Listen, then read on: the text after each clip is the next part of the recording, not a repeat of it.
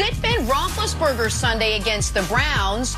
They've already won the division. They can finish no worse than third now in the AFC, and Big Ben's big arm could probably use some big rest. So the Steelers will turn to Mason Rudolph in what will be a rematch of that ugly brawl with Myles Garrett last year. But, Brandon, let's focus on Mike Tomlin's decision here to rest Big Ben ahead of the playoffs. You like this move? I love this for a veteran player, for an aging player. Absolutely.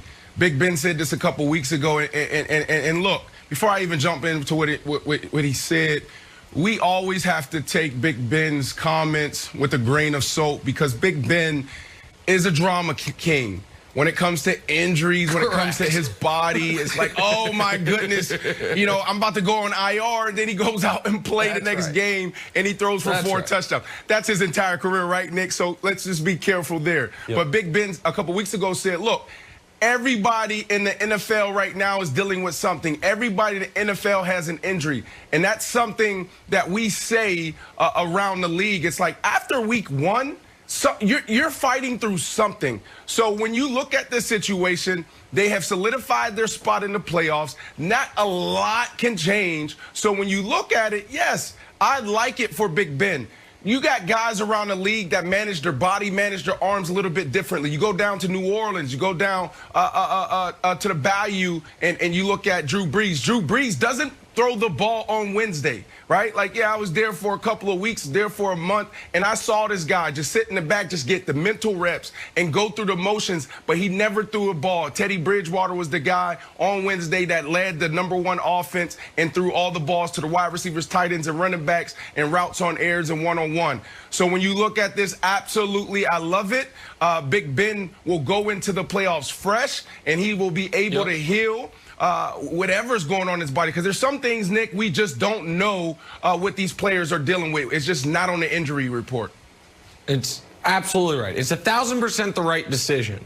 I think resting guys in week 17, if you have a bye in the playoffs in the first round, which this year only the Chiefs and whoever, Packers, Saints, Seahawks, and the NFC could get it, is a risky decision because rust comes into play. But if you don't have a bye and you're essentially locked into your playoff position, you can give yourself a bye, and that's what Tomlin's doing for his most important player and his oldest player, and it's absolutely the right decision. The Steelers have won the division thanks to the win against Tennessee, so they know no matter what, no matter how the playoff bracket breaks, if they win in round 1 and Buffalo wins in round 1, they're playing Buffalo in round 2 no matter what. Now, this could determine if that game's in Buffalo or Pittsburgh, but given the lack of fans, that probably has less import this year than any other year. And Wilds, this is why the comeback over over Indy this past week was one of the 10 biggest wins any team has had in the NFL all season. There have been 240 games played all year. If we were to rank them in importance, near the top of the list would have been an early game, Packers beating the Saints, because that's the tiebreaker and the reason right now they're the 1 seed. Chiefs beating the Bills would be close by, because had they lost that game, the Bills would right now be the 1 seed. And shortly thereafter on that list is what the Steelers did last week. Because if they lose that game, they now have to play Big Ben in week 17 because it's to win the division.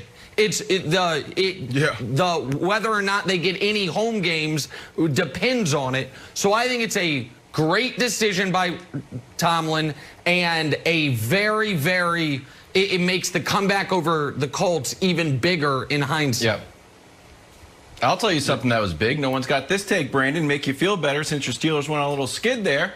I think those losses were probably good. We were talking about undefeated seasons for months, and all of a sudden they lose some games. If they were 15-0 right now, we'd be like, oh my gosh. I think Ben would have to play. As much as people said, like, oh, I don't care about that. Absolutely. I think the undefeated season would be a big thing. So I think losing those games, we should go and retape those shows, Jenna. Retape them and be like, we thought it was a big deal, and we thought it was bad. Actually good for you, Brandon. Yeah, right. Well, all right, so wait, let's talk about absolutely. what this... I couldn't imagine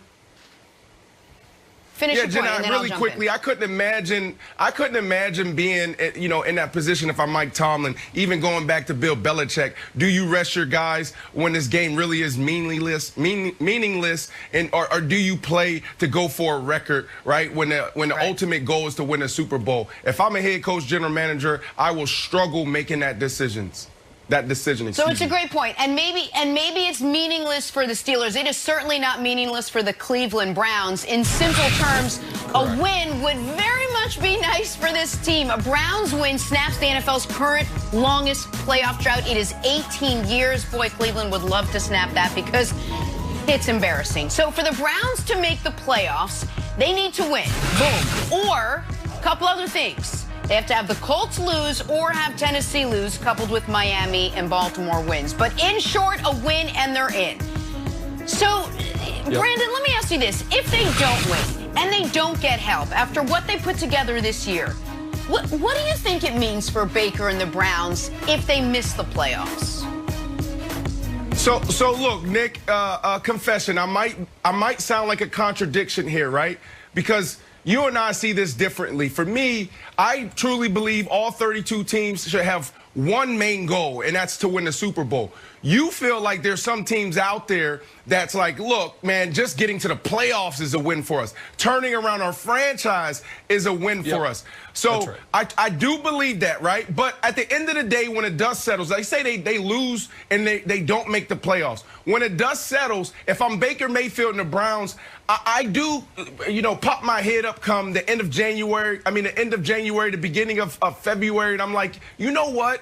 We are trending in the right direction. We can build off of this, right? Because you got to start thinking about, what happened the year before and what you can do to build on it and be better. So you have to go through this assessment of the year before. And when you do that and you start thinking about the positive you can take out of it and moving forward, I do think there's a lot that you can be proud of. But at the end of the day, you're still a loser. So Nick, I might sound like a walking contradiction right now, But I don't see the Browns not being in the playoffs. So here's the thing, great. And your take surprised me. My take might surprise you. If they don't make the playoffs, it erases almost all the good they did this year.